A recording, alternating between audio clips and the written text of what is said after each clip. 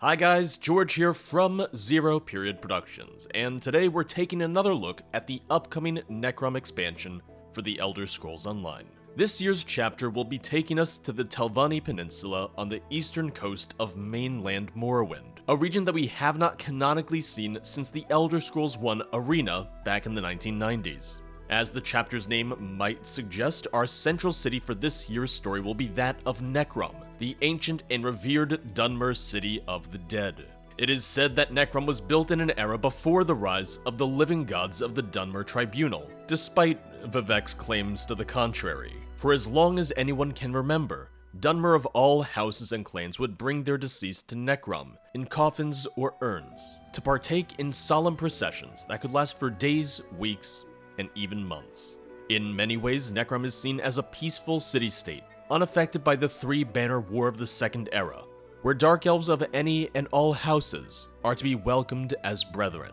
Sitting on the Patamaic Ocean, Necrom is known for its white towers, high walls, and a dark heat that emanates from within, radiating from the numerous cremation chambers filling the city that burn day and night without interruption. Throughout history, it has been ruled over by different houses, often switching between that of House Indoril and House Dress. Although it would seem that during the time of ESO, the region is firmly under Telvanni control.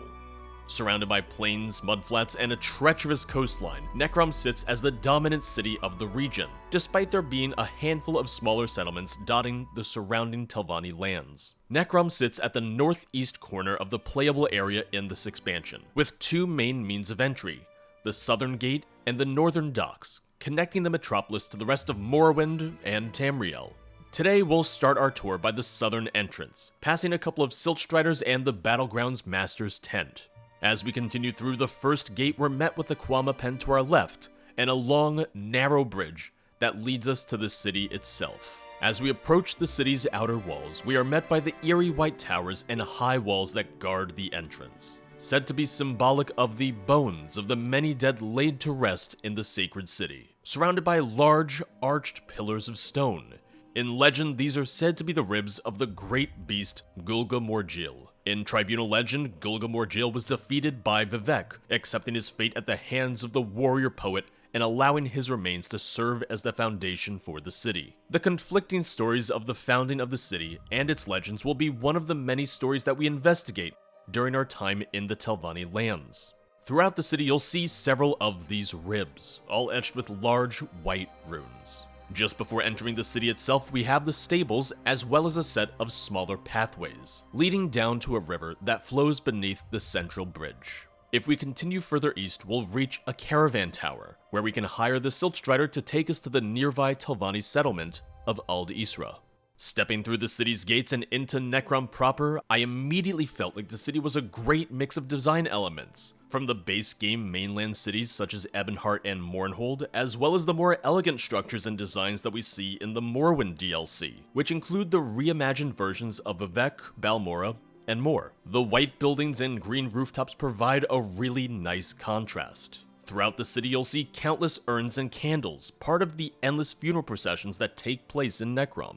One of the first buildings upon entering the city is the Shrine Room, and we'll take this opportunity to touch on the interior designs that we'll continue to see as we explore the city. Necrom truly feels like an opulent city. The blue pillars and gold trim, the tile work, and the mosaic ceilings. To me, it all helps to show the amount of care that goes into maintaining the city, the level of elegance needed to help the mourners feel as though they've brought their loved ones to a proper resting place. In the Shrine Room, you'll find 3 usable shrines: Vivek's, which allows you to respec and reset your attribute points; Sothasiel's, which allows you to reset your skills and skill morphs; and Almalexia's, which allows you to end your marriage to another player.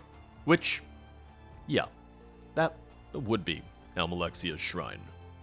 Stepping back outside into the city's main square, we're going to take a left, entering an enclosed hallway in which we can find the local Fighters Guild, a statue of Vivek boasting his victory over Gulgamorgil, as well as several mourners alongside carts containing the remains of their deceased. Amidst them sit 2 funeral pyres, topped with local mushrooms, which seems to be part of a ceremony for honored warriors past. Further along this path, we'll find the Mages Guild, as well as several cremation chambers. Heading further north from here, we'll reach a secluded graveyard, with headstones and markers of different shapes and sizes. The cemetery especially shows how the city is surrounded by the rocky spires and ribs of the alleged bested beast.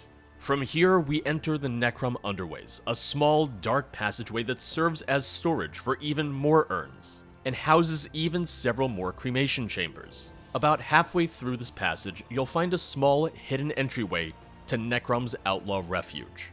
Where much of Necrom is bright and well lit with lots of blue and gold trim, the Outlaw's Refuge is dark and foreboding from the orange-tinted lights and cracked red stone walls. Like other outlaw refuges across all of Tamriel, this one houses the necessary fence, banker, and merchants that you'd expect to see in any other. At this point, we're going to quickly circle back to the city's main square, this time taking a right, entering a second enclosed walkway, which serves as the city's crafting hub and houses several merchants. The dome sitting square in the middle of the city houses Necrom's main way shrine. Just past this sits the Mourner's Solace Tavern, much larger and more open than many of the inns that we've come across in the rest of the game. It's the perfect place to host a large funeral service, possibly even several at once. This is where you'll also find the inn room, which can be acquired for free if you haven't completed the Room to Spare quest yet, or for a small sum of gold if you have. The Necrom Bindery can be found just to the east of the Way Shrine at the city's center, and will likely serve as part of the chapter's main quest, as it seems to be our only way of accessing Apocrypha, which serves as a major part of the story. In here you'll find two portals, one to the Endless Library and another to an area known as Chroma Incognito, opposite ends of the Apocrypha playable zone included in this expansion. And while we won't be taking a deep dive look into Apocrypha in this video, I will say that what little I've seen so far has been really cool. It's a great mix of old and new, taking what we saw back during Skyrim's Dragonborn expansion and building upon it. In Skyrim, we were only seeing little bits and pieces of Mora's Realm of Oblivion, but in ESO Necrom we get to see so much more. Hermaeus Mora has dedicated followers, and getting to see what day-to-day life is like for them is one of the many things that will be touched upon in this expansion. As we continue further into the city, we'll find the docks in the northeast corner. Here we find cargo being unloaded from smaller boats, as well as a massive ship named the Stormwing, sitting in the very center of the harbor. Among them are fishermen, traders, and a couple of guards who can be seen atop their native Gwar mounts. One of the most notable points of interest in the city, in lore, is Necrom's necropolis, said to run underneath the entirety of the city, arranged like a massive honeycomb. Unfortunately, the only entrances I could find to it were locked, likely placing it behind a main story quest, which I wasn't going to touch just to avoid any and all spoilers.